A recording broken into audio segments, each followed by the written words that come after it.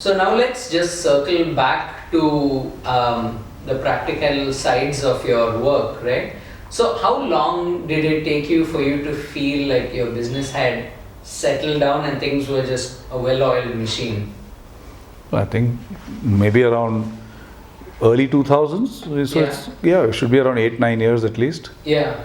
Well, we were never like, struggling in that sense. We were in that scale of operations, we were comfortable. Okay. And we could always do a lot more work, I feel, and we could always grow much more. Right. At every stage we have felt that. But I think we were like, comfortable. Probably by the time we started doing a lot of architectural projects. Right. And, so there is like that satisfaction that comes in, a different level of satisfaction. Yeah. So we started getting some larger commissions, and so that's when we sort of grew also a little bit, because you need more people then. Yeah. And probably our office were around 15-20 people by that time, and we had a lot more architects working with us. So it was a good collaborative process. But that's around the time we probably felt that we were comfortable with our an established sort of a setup kind of a thing. Yeah. But I think from the time we started, then with Kumar, and then even when we were like just trying to get things, at one point we would just always tell that we were pitching for projects we were younger and we were like quite keen on doing some larger projects, and we would always never be shortlisted.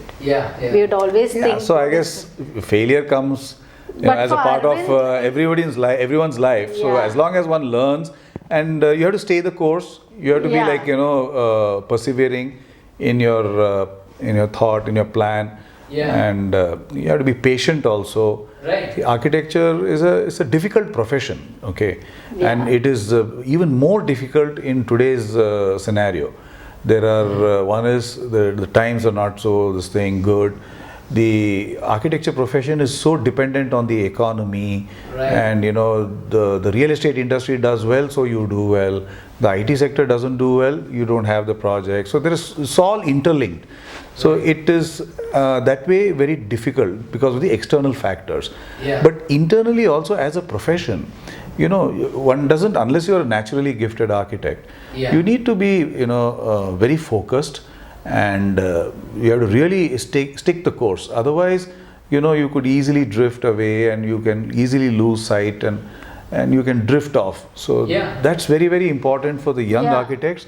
They must because it takes a long time. It takes a long time to establish. It took us quite more than 10 years to really reach that level or get the kind of projects we wanted to do, whether they are large or big, it's not that, but the kind of projects that excited us. It took more than 10 years for us to reach that level. So that patience must be shown, and they must use that time to probably work in good offices, and learn from their seniors, learn from the industry, learn from other the peers, learn from consultants, contractors, learn from the site.